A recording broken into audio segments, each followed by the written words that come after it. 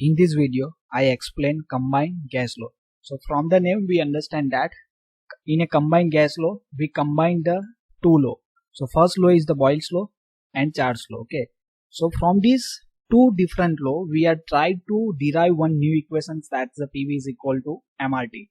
Okay, and we can draw these types of these PV diagrams. So this 1 to 2 is indicate this Charles law, and this 2 to 3 process is indicate the Boyle's law. So by using these PV diagrams, we are trying to derive these equations PV is equal to MRT. So in actual practice, when we supply this heat energy to the any gas, or we remove the heat energy from the any gas, its various properties are changed. So pressures, volume and temperature of gas change at the same time. Okay, so same time there is some change in pressure, some change in the volume, some change in this temperatures are there. So as the pressure is changed, Charles law cannot be applied, because in the Charles law what we consider the pressure remains constant. Same way, when the temperature is changed, Boyle's law cannot be applied, because in a Boyle's law what we consider that the temperature remains constant during the Boyle's law. Means when the temperature is changed, we are not able to apply Boyle's law. When the pressure is changed, we are not able to apply the Charles law. So by combining these two laws, the final condition of the gas can be determined. So let us consider a m kg of mass of a perfect gas to change its state in the following two successive processes. Means we take the m kg of perfect gas. Okay, means suppose we consider that we take the 1 kg of the perfect gas, and on that we do the two process. So first process is the process 1 to 2. It's called as the constant pressure process. And the second is the process 2 to 3 at the constant temperatures. So we draw this PV diagram. On the x-axis volume is there, on the y-axis pressure is there. So we draw the first process, that is a 1 to 2, and it is the constant pressures. Okay, so here you see it, we draw this line, that is a constant pressure lines. Okay, so constant pressure is remains during the which law, Boyle's law or a Charles law?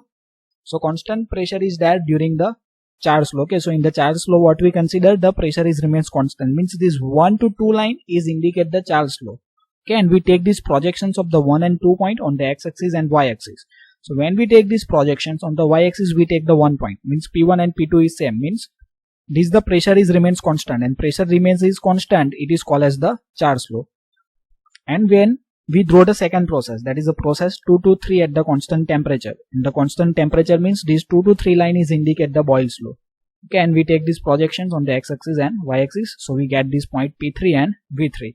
And we are trying to find out these final conditions. Final condition means we need to we find out this final condition means we find out this condition at the point 3.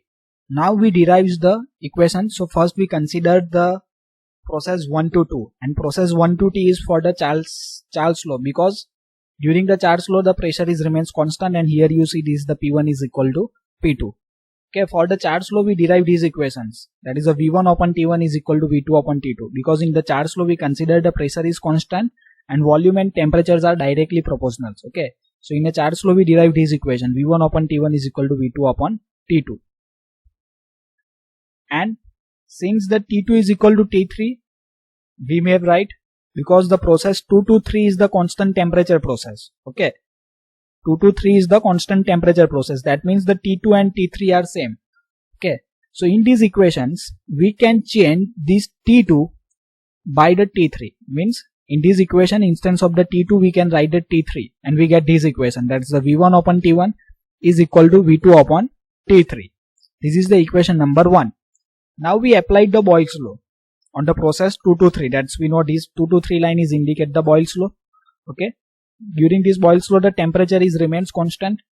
Okay, so in a Boyle's law we find out these equations, that is a P2 V2 is equal to P3 V3, and we consider that the P2 is equal to P1 from this 1 to 2 process. Okay, so in the 1 to 2 process we see that the P1 is equal to P2.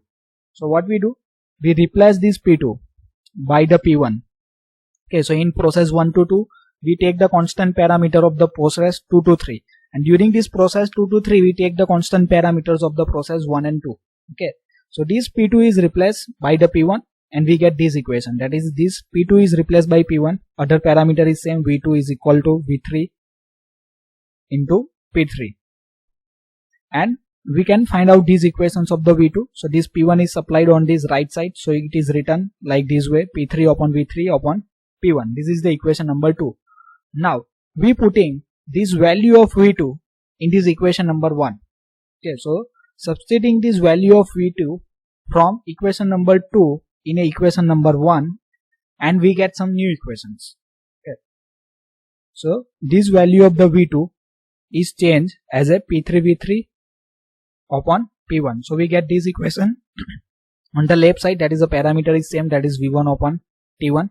Okay, instance of this V2 we return P3V3 divided by P1, and this T3 is as it is. So we get these equations. Then after we supply this P1 on the left side with multiplications of the V1. So we get this equation, P1 into V1 divided by T1 is equal to P3V3 upon T3. So we can return that the pressure into volume divided by temperature is constant for all the state. All the state means for the state 1, state 2 and state 3. Because we achieve this equation. For the state 1, P1V1 upon T1. For the state 3 we can also achieve this equation, P3V3 upon T3. That's why we can able to return that the pressure into volume divided by temperature is constant. Okay. Now what is the value of this constant? The magnitude of this constant depends upon the particular gas, and it is denoted by the R.